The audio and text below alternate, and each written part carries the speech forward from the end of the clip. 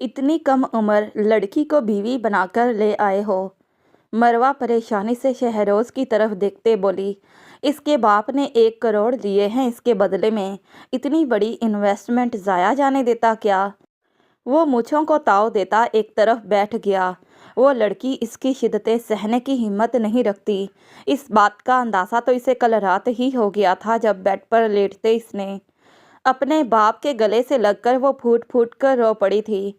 अब्बा, मैं नहीं जाऊंगी, मुझ पर इतना जुल्म मत करो। एक बार भी तुम्हें मेरा ख्याल नहीं आया? अब्बा, मैं कैसे तुम लोगों के बगैर रहूंगी?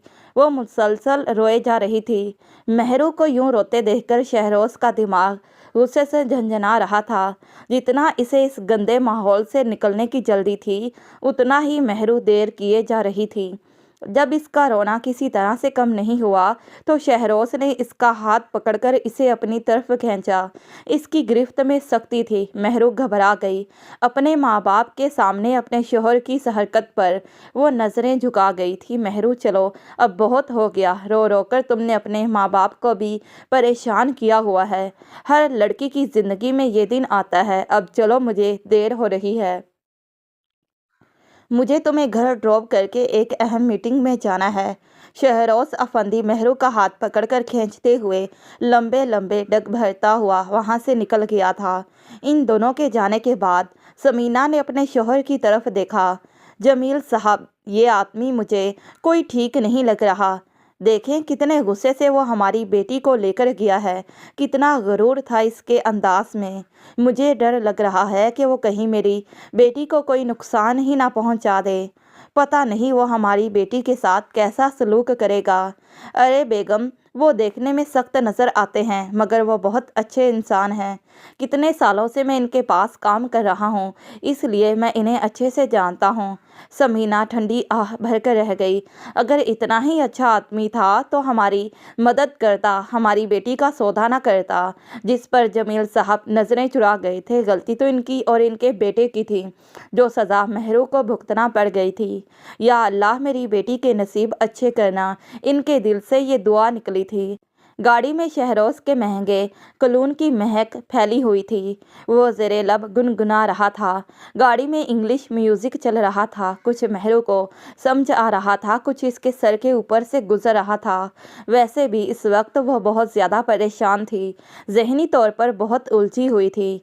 अचानक से शहरोज इसके सर पर शोहर की हैसियत से मुसल्लत हो गया था। इसने तो अभी तक इस रिश्ते के हवाले से ना सोचा था, ना खुद को जहनी तौर पर तैयार किया था। वो इस शख्स के बारे में कुछ भी नहीं जानती थी, जिसके साथ वो रुखसत होकर इसके घर में जा रही थी। इसका दिल बुरी तरह से धड़क रहा था, जैसे अभी सीने से निकलकर बाहर आ जाएगा। शहरोज सरसरी सी नज़र इस पर डालता हुआ ज़ेरे लब मुस्कुराते हुए मुसलसल ड्राइविंग करने में ही मसरूफ़ था। इसने मरवा को भी एक मैसेज कर दिया था, मेरे घर आ जाओ, कोई ज़रूरी बात करनी है तुमसे। मरवा शहरोज की बहन थी, जो इससे 3 साल बड़ी थी। दोनों के घर साथ साथ हैं, इसलिए मरवा जब चाहती शहरोज के पास आ जाती थी। जब शहरोज मेहरू को लेकर घर पहुंचा तो मरवा लाउंज में मौजूद थी। इसे अंदाज़ा था कि शहरोज ने कोई गैर मामूली बात करनी होगी, तभी तो इसने इस कदर इमरजेंसी में बुलाया था। कहो शहरोज, क्यों बुलाया तुमने मुझे? कितनी देर से भाई मैं यहाँ तुम्हारा इंतज़ार कर रही हूँ। मुझे पता चला तुम घर पर ही नहीं हो, मगर फिर भी तूने मुझे बुला लिया।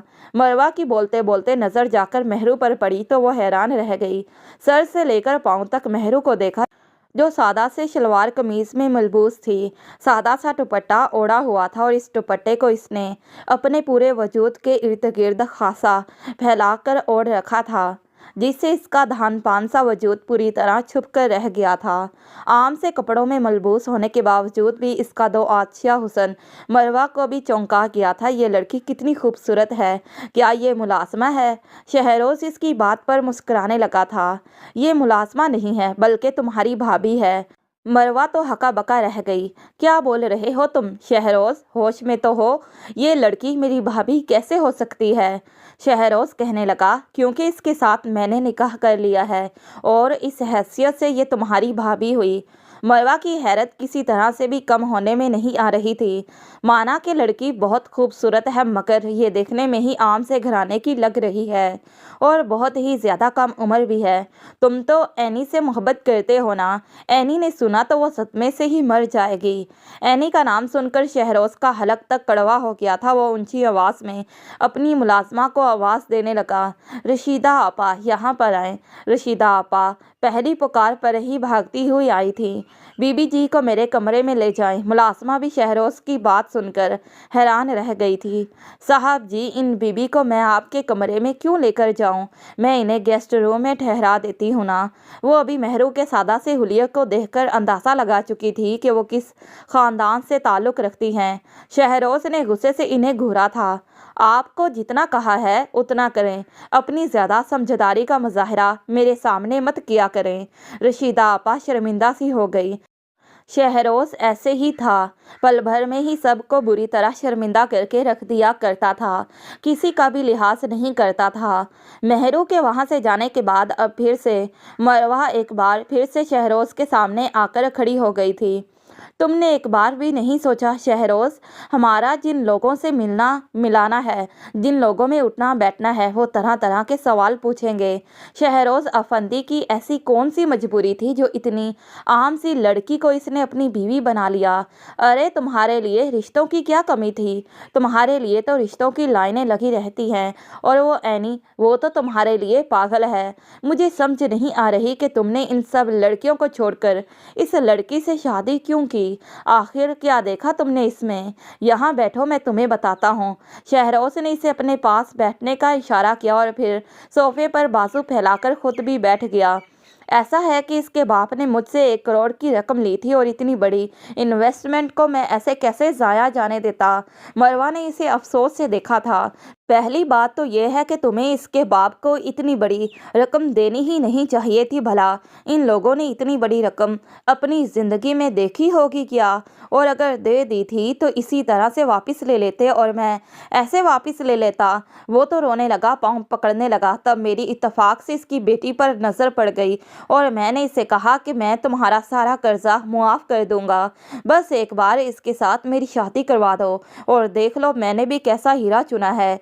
ये सौदा कोई बुरा तो नहीं है। मरवा गहरी सांस लेकर रह गई। अच्छा, तो तुमने इसे खरीदा है? तुम्हारी ज़र खरीद गुलाम है। ये चलो, अच्छा है, वैसे भी तुम्हें एक ऐसा इंसान चाहिए था जिस पे तुम अपना हुक्म चलाते, जिस पर जुल्म करके अपनी बात मनवाओ ताकि तुम्हारी अना को तस्कीन मिले। चलो, इसी तरह से तुम्हारी अना को तस्कीन मिल जाएगी। इस लड़की की सूरत में तुम्हें बेदाम गुलाम मिल जाएगा। मरवा ने बेरहमाना तजिज़िया किया था। वो ऐसी ही थी, अपने ही तनाजुर में सोचती थी, अपने ही तनाजुर में देखती थी और फिर अगले पर फैसला थोप देती थी। शहरोज़ की इसीलिए अपनी बहन से कम ही बनती थी, मगर क्या करता कि इसके पास दुनिया में एक बहन का ही वाहिद खूनी रिश्ता मौजूद था और वो इसे नाराज़ भी नहीं करना चाहता था। इसके होंठों पर ज़ख्मी मुस्कुराहट बिखर गई थी। तुम जो चाहो कहो, जो चाहो समझो, मुझे तुम्हारे या किसी के भी कुछ भी समझने से कोई फ़र्क नहीं पड़ता। रशीदा आपा, खाने में क्या बनाया है? मुलाजमा को बुलाकर पूछा। साहब, आपकी पसंद का ही खाना बनाया है मैंने, जो आपने आज ऑर्डर दिया था। चलो ठीक है, इस लड़की को खाना इसके कमरे में पहुंचा दो। वैसे भी मुझे लगता है कि इस घर में इसका पहला दिन है, तो शायद ही वो हमारे सामने हिचकिचाते हुए खाने की टेबल पर आ सके। अकेले में फिर भी कुछ ना कुछ खा लेगी। शहरोज़ का ये अंदाज़ा गलत नहीं था। वो बुरी तरह घबरा रही थी कि वो इस घर में सब लोगों के सामने कैसे खाना खाएगी। वो ये भी नहीं जानती थी कि इस घर में कौन कौन था। जो आदमी इसे यहाँ पर लेकर आया था वो तो इसी से ही घबराती थी। इसकी शक्ल देखकर ही मेहरू के पसीने छूटने लगे थे। और ये लड़की ये भी कितने गुस्से वाली थी, कैसे मुझे घूर घूर कर देख रही थी। मेहरू ने सोचा। मरवा का चेहरा याद आते ही इसे झरझरी सी आ गई थी। मुलाजमा ने कमरे में ही खाना लाकर दे दिया था। अब खाना खा लें, अगर और किसी चीज़ की ज़रूरत हो तो मुझे बता दीजिएगा। मुलाजमा के जाने के बाद इसने थोड़ा बहुत ही खाना खाया था। इसकी तो भूख मर गई थी। आने वाले वक्त का ख्याल करके वो बुरी तरह से अपने आप में सिमटी जा रही थी। तभी इसके सामने शहरोज़ आकर खड़ा हुआ था। मेहरू की तो जान गोया जिस्म से निकलती जा रही थी। शहरोज़ ऐन इसके सामने आकर बैठ गया। کسی چیز کی ضرورت ہے تو مجھے بتا دو۔ مہرو نے نفی میں سر ہلایا۔ مجھے کچھ بھی نہیں چاہیے۔ اچھا مگر مجھے تو بہت کچھ چاہیے تم سے، شہروز نے معنی خیزی سے اسے دیکھتے ہوئے کہا۔ تو مہرو بری طرح گھبرا گئی۔ مجھے وقت چاہیے، میں ابھی سب کے لیے ذہنی طور پر تیار نہیں ہوں۔ یہ سب آنن فانن ہوا ہے۔ نکاح میں نہ میری رضامندی تھی اور نہ مجھے اس کے بارے میں کچھ خبر تھی۔ شہروز نے اسے اپنی طرف کھینچ لیا تھا۔ ہاں تو میں کب کہہ رہا ہوں کہ تم مجھ پر مرتی تھی، مجھ سے محبت کرتی تھی۔ میں نے بھی آج ہی تمہیں دیکھا اور تم سے شادی کرنے کا فیصلہ کر لیا۔ میں تو تمہیں دیکھتے ہی تمہاری ذات کا اسیر ہو گیا ہوں۔ حیرت ہے کہ تم پر میری محبت نے کوئی اثر کیوں نہیں ڈالا۔ وہ اس کے کانوں کے قریب جھکتے ہوئے گمبھیر آواز میں سرگوشی کرتے ہوئے بولا تھا۔ مہرو کا پورا جسم جیسے سن ہو گیا تھا۔ دل اتنے زور زور سے دھڑک رہا تھا جیسے ابھی سینے سے باہر نکل کر آ جائے گا۔ اس نے شہروز کے سینے پر دونوں ہاتھ رکھ کر اسے پیچھے دھکیلنا چاہا تھا، مگر شہروز نے اس کے دونوں ہاتھوں کو اپنی گرفت میں لے لیا تھا۔ اس کے ماتھے پر محبت کی مہر ثبت کی۔ میں جانتا ہوں کہ تمہارے جیسی نرم و نازک لڑکی کے لیے میری شدتوں کو سہنا آسان نہیں ہے، مگر کیا کریں کہ آج شادی کی پہلی رات ہے۔ میں تم پر پورا حق رکھتا ہوں اور اس خوبصورت رات کو میں تمہارے خوف کی نظر نہیں کرنا چاہتا، بلکہ آج میں تمہیں خوشیوں کے ایک ایسے جہان میں لے کر جاؤں گا کہ تم اپنی ساری تکلیفوں کو بھول جاؤ گی۔ نہیں پلیز۔ وہ اس کی مسلسل بڑھتی پیش قدمیوں پر بری طرح گھبرائی تھی۔ آنکھوں سے آنسو بھی ٹپکنے کے لیے تیار تھے۔ شہروز نے اس کی حالت کو باغور دیکھا تھا، مگر اس نے نظر انداز کر دیا۔ میری بات سنو لڑکی، مجھے نہ سننے کی عادت نہیں ہے۔ اگر تم نے مجھے زیادہ تنگ کیا تب میں زور زبردستی پر اتر آؤں گا۔ بے شک جو میرا تم پر حق ہے اسے نہ مجھے تم روک سکتی ہو، نہ یہ معاشرہ، نہ ہی کوئی اور۔ یہ حق مجھے میرے مذہب نے، میرے معاشرے نے دیا ہے، اور یہاں تک کہ تم نے بھی تو نکاح نامے پر اپنے آپ کو میرے حوالے کیا تھا، تو پھر اب مجھے خود کو سونپنے میں اعتراض کیسا؟ وہ اس پر مسلسل حاوی ہوتا جا رہا تھا۔ اس نے مہرو کے گلے سے دوپٹے کو نکال کر ایک طرف پھینک دیا تھا اور اس کے لاکھ احتجاج پر بھی وہ ظالم بنا اس کے نرم ہونٹوں کو اپنی آہنی گرفت میں لے کر سک کرنے لگا، اس کے بدن کو اپنے دہکتے لمس سے چھو کر گرم کرنے لگا تھا۔ مہرو کی سانسیں بے ترتیب تھیں اس کی بے باک گستاخیوں پر۔ وہ اس کو گود میں اٹھائے بیڈ کی طرف بڑھا اور بیڈ پر لٹا کر اس کے نازک وجود پر اپنا سایہ کرتا اس کی قمیض کو اس کے وجود سے اتارنے لگا تھا۔ اس کے وجود کو ہر پردے سے آزاد کر کے وہ اس کے سینے پر جا بجا اپنی شدتوں بھرے لمس کے پھول بکھیرتے ہوئے اس کی گردن کے پاس آیا تھا، اور پھر اس کی تھوڑی پر لب رکھتے ہوئے وہ زبان پھیر کر اس کے لبوں کی نازکیوں کو محسوس کرنے لگا اور ان نازک پتیوں کو پھر سے اپنے لبوں میں دبا کر اس کے ٹانگوں کو اپنی ٹانگوں میں بری طرح لوک کرتے ہوئے اس کے وجود کی گہرائیوں میں اپنی شدت انڈیلنے لگا تھا۔ کمرے کے باہر رات رفتہ رفتہ سرک رہی تھی، جبکہ وہ بھی رات کی بڑھتی تاریکی میں اس کے وجود پر قابض ہوتا چلا گیا۔ مہرو کی سسکیاں اس کے کانوں میں گونجنے لگی تھیں۔ وہ مسلسل اس سے التجائیں کر رہی تھی، مگر شہروز جیسے ظالم انسان پر اس کی کسی التجا کا اثر نہیں ہو رہا تھا۔ وہ لڑکی اس کی شدتیں سہنے کی ہمت نہیں رکھتی تھی۔ اس بات کا اندازہ تو اسے کل رات ہی ہو گیا تھا، مگر وہ اپنی منمانیوں پر اترا دن چڑھے اس کے نازک وجود پر اپنی شدتیں لوٹاتا رہا تھا۔ صبح 2 بجے مہرو کی جب آنکھ کھلی تو دن کافی چڑھ آیا تھا۔ شہروز بھی ابھی تک سو رہا تھا اور وہ اس کے بازوؤں میں ہی تھی۔ اس نے شہروز کی گرفت سے نکلنے کی کوشش کی، مگر شہروز نے اس پر اپنی گرفت مضبوط کر دی۔ ارے یہ جاگ رہے ہیں، اس نے اپنے دل میں سوچا۔ شہروز اس کے کانوں کے قریب سرگوشی کرنے لگا۔ آج کی صبح تمہیں کیسی لگ رہی ہے؟ اچھی لگ رہی ہے، مہرو نے بے تاثر سے انداز میں جواب دیا تھا، اور پھر اس کی گرفت سے نکل کر پیچھے ہٹ گئی تھی۔ آج تو بہت دیر ہو گئی، اس وقت تک میں آفس میں چلا جاتا ہوں۔ ایک کام کرو، کمرے سے باہر جاؤ اور ملازمہ سے کہو کہ جلدی سے میرا ناشتہ لگا دے اور میرے کپڑے بھی نکال دے، اور رہا تمہارا معاملہ تو ایک کام کرو، ابھی تو میری جینز और टी शर्ट पहन लो। मैं शाम को ऑफिस से आकर तुम्हें मॉल में ले जाऊंगा और तुम्हारी मनपसंद शॉपिंग करवा दूंगा। अपना एक ट्राउज़र और टी शर्ट इसने मेहरू के सामने रखी तो वह घबरा गई। मैंने ऐसे कपड़े कभी नहीं पहने, शहरोज मुस्कुरा दिया था।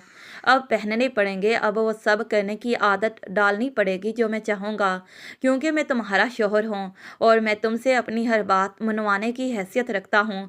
जल्दी से ये पहन कर आ जाओ, मैं देखना चाहता हूँ कि तुम इस हुलिये में कैसे लगोगी। जीन्स इससे काफ़ी बड़ी थी, इसने नीचे से पोंछे फोल्ड किए थे और शर्ट भी इसके घुटनों तक आ रही थी। वो जब बाहर आई तो शहरोज ने बामुश्किल अपनी हंसी रोकी थी। तुम इस होलिये में भी बहुत अच्छी लग रही हो, बल्कि सच कहूँ तो क़यामत लग रही हो।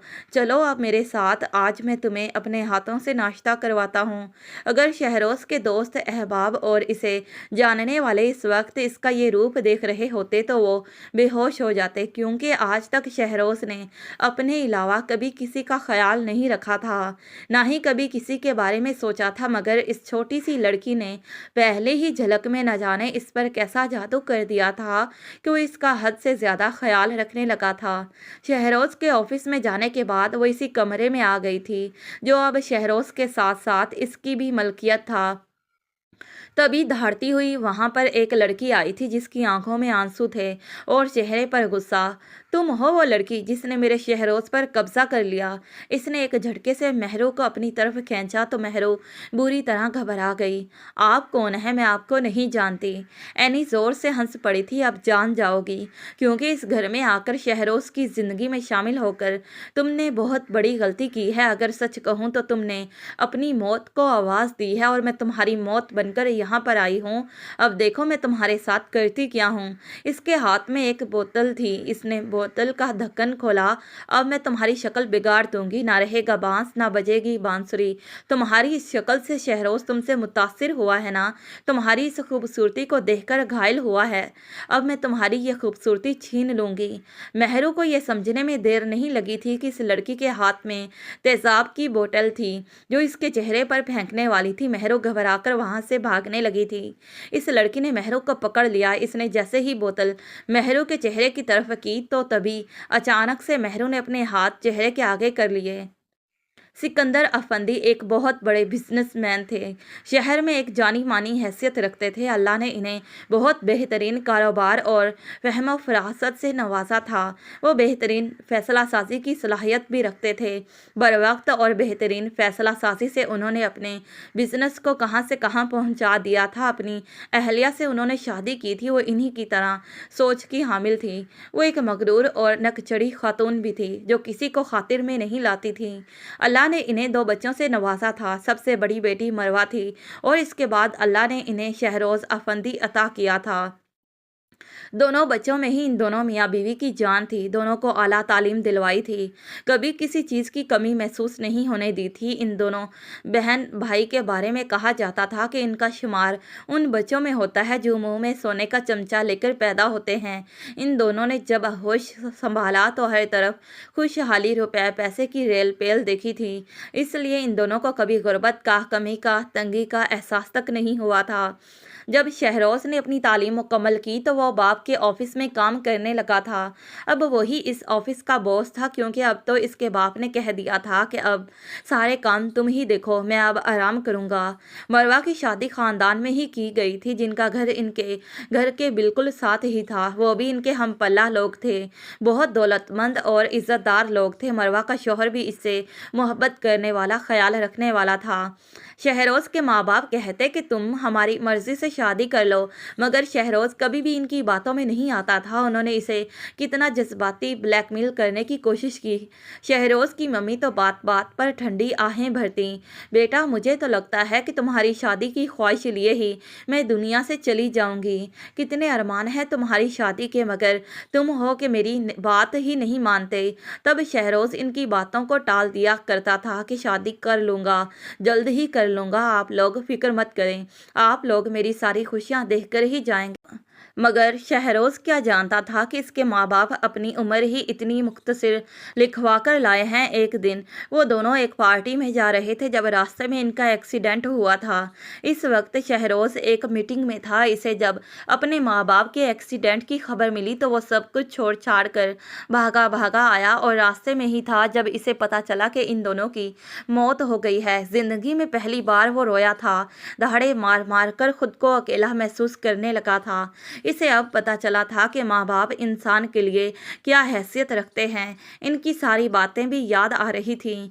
सोच रहा था कि काश माँ बाप मुझसे जो फरमाइश करते थे, काश इनकी ज़िंदगी में इनकी फरमाइश पूरी कर लेता, इनकी मर्ज़ी की लड़की से शादी कर लेता तो आज ये शर्मिंदगी का एहसास मेरे साथ ना होता।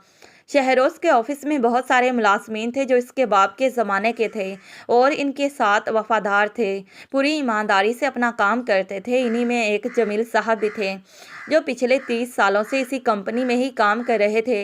शहरोज इनकी बहुत इज्जत करता था क्योंकि इनका शुमार इन लोगों में होता था जो इसके बाप के वफादार मुलाजिम थे।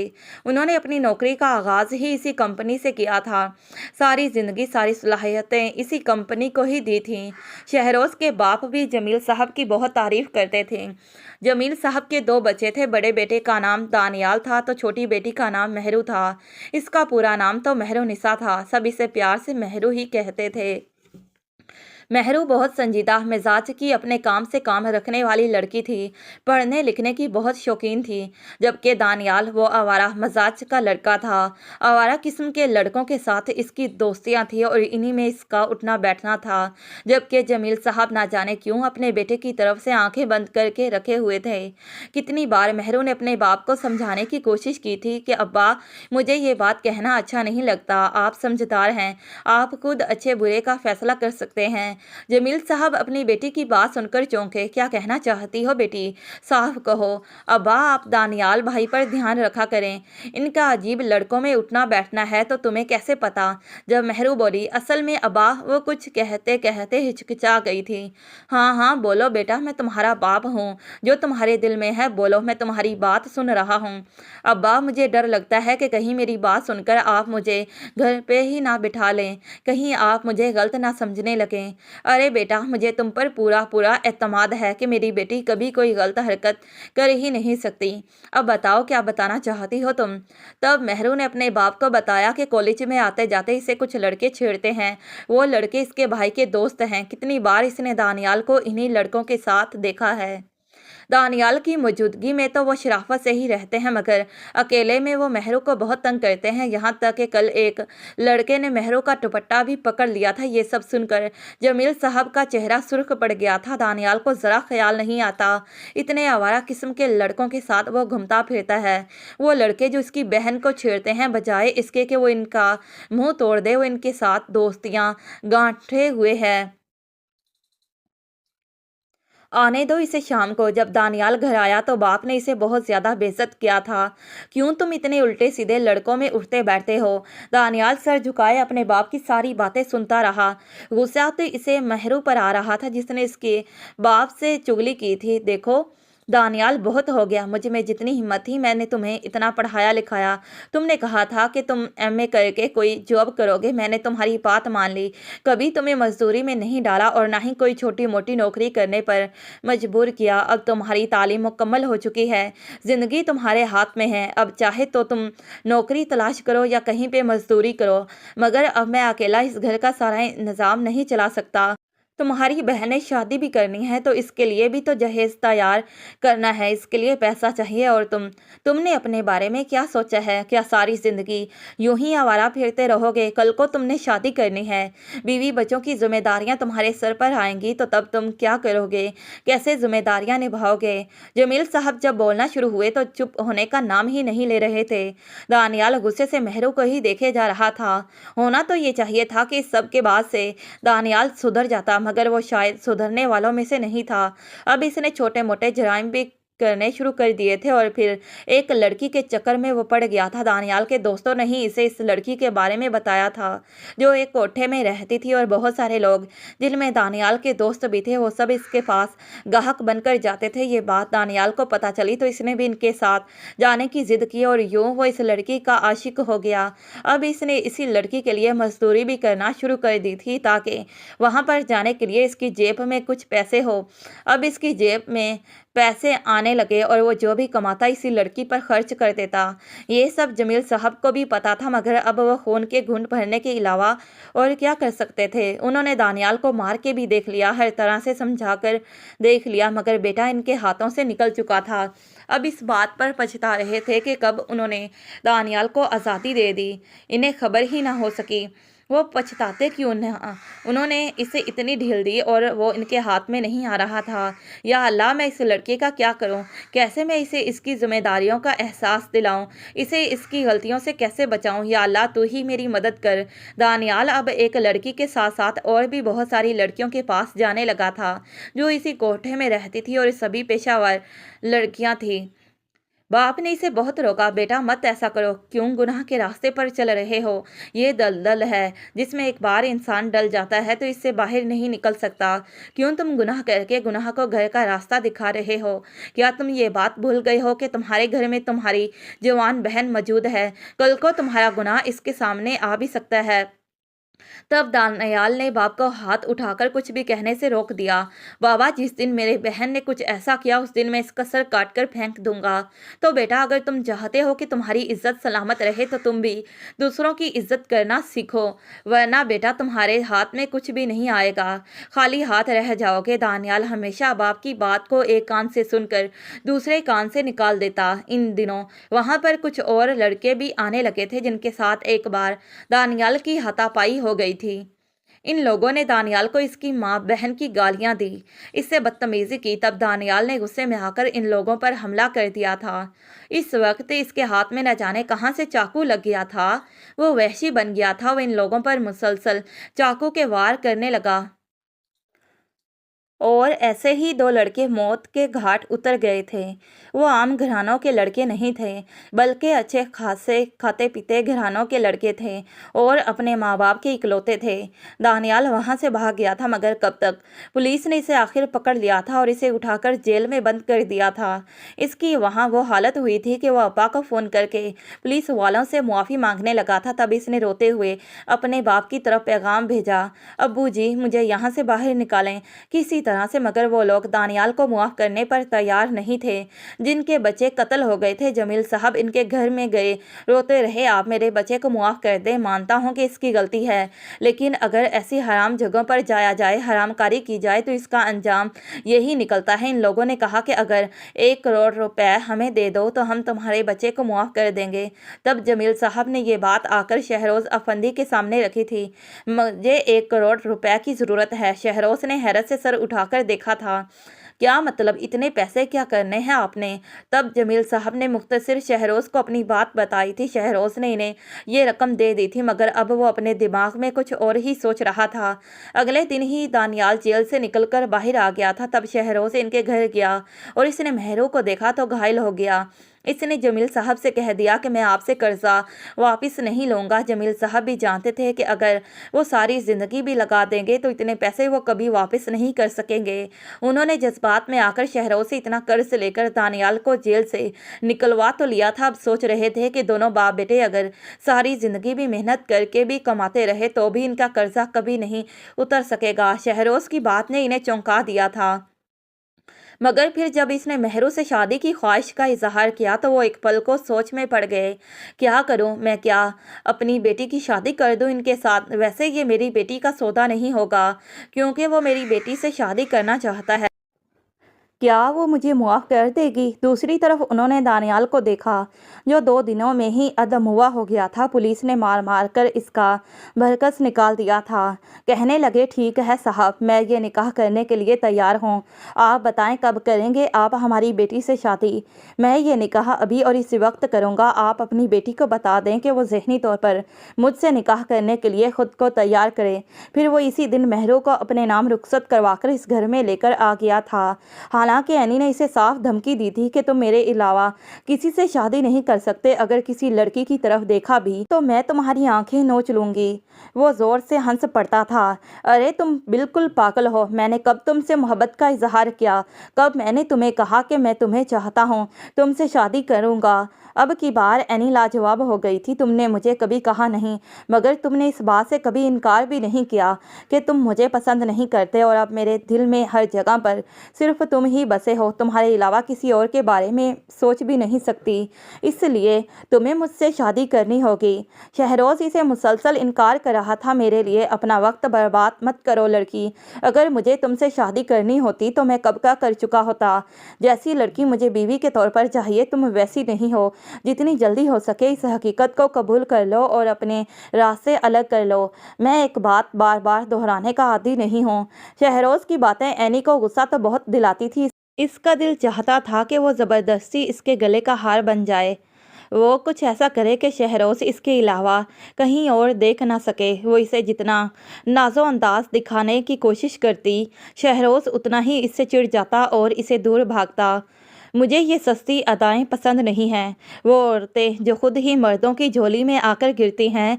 मुझे ऐसी औरतों से शदीद नफ़रत है, और तुम भी अपने आप को ऐसी औरतों की कैटेगरी में शामिल मत करो, वरना जो थोड़ी बहुत मैं तुम्हारी इज्जत करता हूँ वो करना भी छोड़ दूँगा।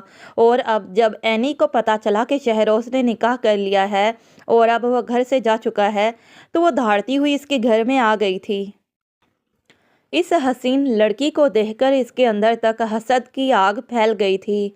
लड़की तो बहुत खूबसूरत है, हो ना हो इसने अपनी खूबसूरती से ही शहरोज़ को काबू में किया है, लेकिन अब मैं इसकी ये खूबसूरती तबाह कर दूंगी। जैसे ही एनी ने इसके ऊपर तेज़ाब की बोतल फेंकने की कोशिश की तो तभी इसका हाथ किसी ने सख्ती से पकड़ लिया था। पीछे मुड़कर देखा तो वहाँ पर शहरोज़ खड़ा था, जो गुस्से और नफ़रत से एनी को देख रहा था। मैं जानता था कि तुम यहाँ पर ज़रूर आओगी, ऐसी घटिया हरकत करने की कोशिश ज़रूर करोगी, इसीलिए मैं आज कहीं गया ही नहीं, मैं घर में ही था। मैंने सिर्फ अपने ड्राइवर को भेजा था। मैं जानता था कि तुम मेरी गैर मौजूदगी में ही यहाँ पर आओगी, और मेरी गैर मौजूदगी में यहाँ पर आकर तुम क्या करोगी इस बात का अंदाज़ा मुझे पहले नहीं था। तुम इतनी घटिया हो, इतनी गिरी हुई हरकत कर सकती हो, इसका अंदाज़ा मुझे आज हुआ है। इसने एक ज़ोरदार थप्पड़ एनी के चेहरे पर रसीद किया। तुम मेरे साथ ऐसा नहीं कर सकते शहरोज़, मैं कितनी मोहब्बत तुमसे करती हूँ। आखिर क्या कमी थी मुझ में जो तुमने मुझे ठुकरा कर इस लड़की से शादी कर ली? शहरोज़ इसे बाजू से पकड़कर घसीटता हुआ वहाँ से ले गया था। तुम एक पागल लड़की हो, और मैं एक पागल औरत को अपनी बीवी के पास नहीं छोड़ सकता। इससे पहले कि तुम दोबारा मेरी बीवी को नुकसान पहुंचाने की कोशिश करो, मैं तुम्हारा इंतज़ाम करता हूं। वो एनी को खींचता हुआ इसके घर में ले गया था और इसकी माँ के सामने पटक कर घुराया, संभालें अपनी बेटी को। दोबारा अगर ये मेरे घर में नज़र आई और इसने दोबारा से मुझे अपनी तरफ माइल करने की कोशिश की, या अब मेरी बीवी को नुकसान पहुंचाने की कोशिश की, तो मुझसे बुरा कोई नहीं होगा। इसकी माँ ने एनी को उठाया और गुस्से से इसे समझाते हुए बोली, तुम वहाँ पर मत जाना, इस लड़के का पीछा छोड़ दो। मगर तुम हो जो कोई बात सुनती ही नहीं हो। आपा, अब आपका काम है, आपने इसे कैसे समझाना है, मुझसे कैसे दूर रखना है, क्योंकि अब मैं इसकी शक्ल भी बर्दाश्त नहीं कर सकूंगा। घर आने के बाद इसने अपने मुलाजमों को भी सख्ती से हदायत कर दी थी कि अगर आज के बाद एनी मुझे इस घर में नज़र आई तो मैं तुम सब लोगों को नौकरी से फारिग कर दूंगा। अगर दोबारा इसने यहाँ पर आकर मेरी बीवी को नुकसान पहुँचाने की कोशिश की तो मैं तुम सब लोगों को सज़ा दूंगा, किसी को भी नहीं छोड़ूंगा। सभी मुलाजिम इस धमकी से डर गए थे। उन्होंने शहरोज़ से वादा किया कि वो अपना फ़र्ज़ अच्छे से निभाएंगे, और उस दिन के बाद से सभी मुलाजिम ही अपनी ड्यूटी में इस बात को ख़ास तौर पर शामिल कर चुके थे कि एनी इस घर में नहीं आनी चाहिए। मरवा अक्सर इस घर में आती थी और महरू का तनकीदी जायज़ा लेती, इसे सर से लेकर पाँव तक घूरती रहती। एक दिन इसने महरू से पूछा, कितना पढ़ी हो तुम? महरू ने जवाब दिया, मैं ठीक ठाक पढ़ती थी, मगर शादी हो गई तो पढ़ाई छोड़ दी। मरवा इसे देखती रही। तुम्हारा दिल नहीं चाहता अपनी पढ़ाई मुकम्मल करने को, अपने माँ बाप से मिलने को। मैं जानती हूँ कि जब से तुम्हारी शादी हुई है मेरे जालिम भाई ने तुम्हें एक बार भी मायके नहीं जाने दिया। नहीं, वो जालिम नहीं है, बुरे नहीं हैं, वो मेरा बहुत ख्याल रखते हैं। ना चाहते हुए भी महरू अपने शौहर की तरफदारी कर गई थी तो मरवा के होंठों पर मुस्कुराहट बिखर गई। तुम जैसी बेचारी लड़की से यही उम्मीद है, जिसके घर में खाने के लाले पड़े हों, जिसके माँ बाप इसे अपनाने के लिए तैयार न हों, तो वो ऐसे इंसान की तारीफ ही तो करेगी। क्या करे, तुम्हारे पास सर छुपाने को रास्ता जो नहीं है। मरवा की ऐसी तकलीफ दे बातों पर महरू को बहुत दुख होता था। वो जब भी आती थी ऐसे ही दिल जलाने वाली बातें करती थी। महरू का बहुत दिल चाहता था कि वो अपने शौहर को इस सब के बारे में बताए, मगर फिर वो खामोशी इख्तियार कर जाती कि शहरोज़ का दिल अपनी बहन से बुरा होगा। अभी मरवा महरू की ही ब्रेन वॉशिंग कर रही थी। जब अपने अकब से शहरोज़ की आवाज़ सुनी तो वो बुरी तरह घबरा गई।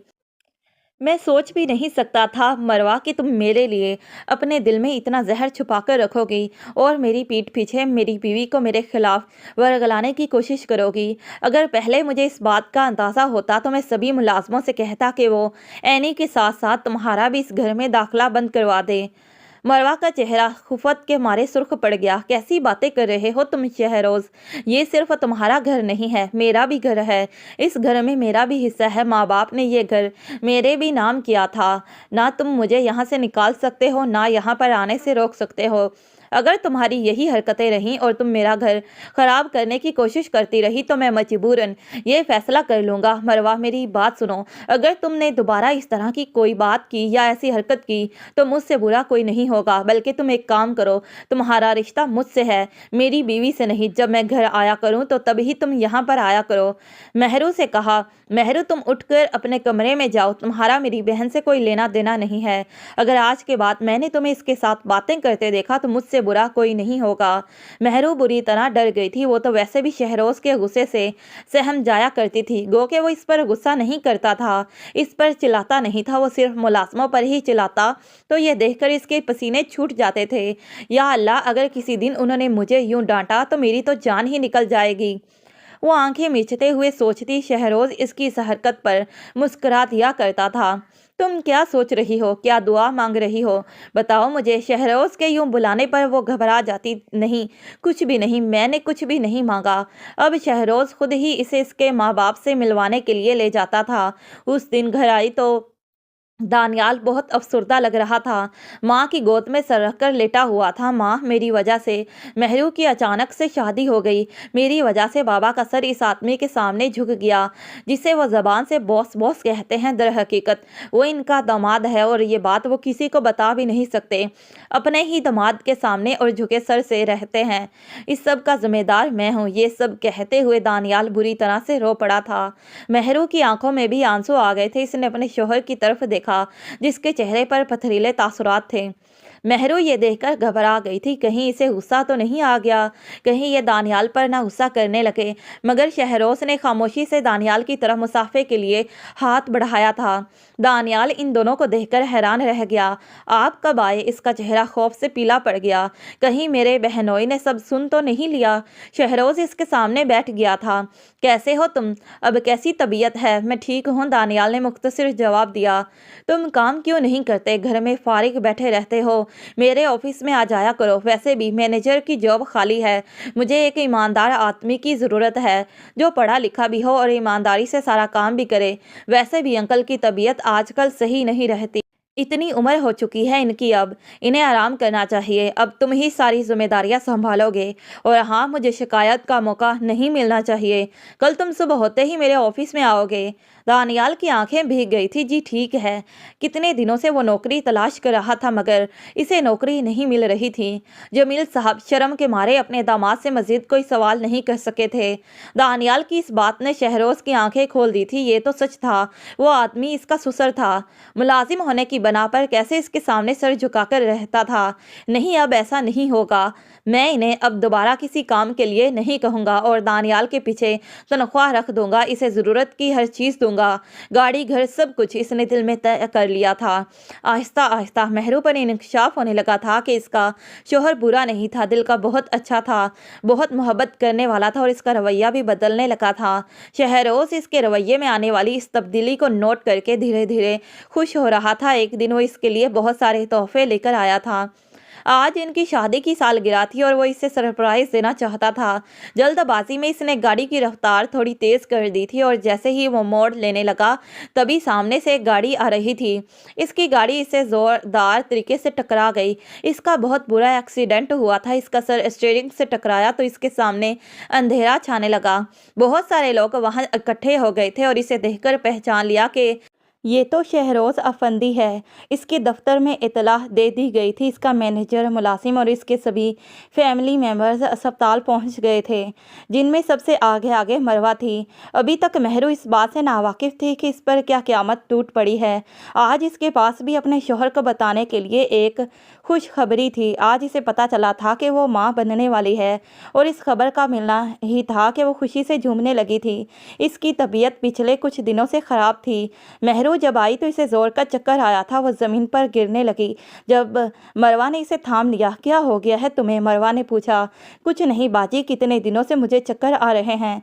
जी मतला रहा है, तबीयत ठीक नहीं है, कमज़ोरी महसूस हो रही है, महरू ने जवाब दिया। तो मरवा इसकी बात सुनकर चौंक गई, फिर मुस्कुराने लगी। चलो मेरे साथ, डॉक्टर के पास चलते हैं।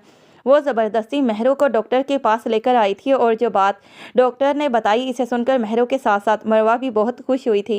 वो पूरे रास्ते से हदायत देती आई, तुम अपना बहुत सारा ख्याल रखना, अपनी खुराक का, आराम का। अब मैं शहरोज़ के भी कान खींचूंगी कि वो तुम्हारा बहुत सारा ख्याल रखे और तुम्हें तंग ना करे। जबकि महरू मुस्कुराते हुए इसकी सारी बातों को सुन रही थी, मगर शहरोज़ को ये बताने की नौबत ही नहीं आई थी कि इसका हादसा हो गया था। मरवा इसके लिए दुआएं मांग रही थी, या अल्लाह मेरे भाई को नई ज़िंदगी दे दे। आज मुझे एहसास हो रहा है कि मेरा भाई मेरे लिए कितना कीमती है। आज जब मुझे पता चला कि वो बाप बनने वाला है तो मुझे बहुत खुशी हुई। आज मुझे समझ आई कि मैं अपने भाई से कितनी मोहब्बत करती हूँ। या अल्लाह इसे नई ज़िंदगी दे दे। जब डॉक्टर्स ने बाहर आकर बताया कि शहरोज़ ख़तरे से बाहर है, तब मरवा ने अल्लाह का शुक्र अदा किया था और फिर इसी वक्त इसने महरू को भी इतलाह दी थी और इसे खुद ही अस्पताल के उस हिस्से में लेकर आई थी जहां पर शहरोज़ का इलाज हो रहा था। ये सुनते ही महरू के जिस्म से जान निकल गई थी। क्या हुआ है इन्हें? वो ठीक हैं? महरू ने घबराते हुए पूछा। मरवा ने इसे तसल्ली दी। हाँ वो ठीक हैं, वो ख़तरे से बाहर हैं, मामूली सी चोटें आई हैं, तुम परेशान मत हो वरना तुम्हारी तबीयत ख़राब हो जाएगी। शहरोज़ ने महरू को देखा तो धीमे से मुस्कुरा दिया। तुम्हें देखकर मुझे आराम आ गया है, सारी तकलीफ़ें जैसे दूर हो गई हैं। आप इतनी तेज़ ड्राइविंग क्यों कर रहे थे? आप देखकर गाड़ी नहीं चला सकते? महरू ने शिकवा किया तो वो मुस्कुरा दिया। आज हमारी सालगिरह थी और मैं तुम्हारे साथ इस दिन को मनाना चाहता था। बस खुशी में मैं इंतज़ार ही नहीं कर सका।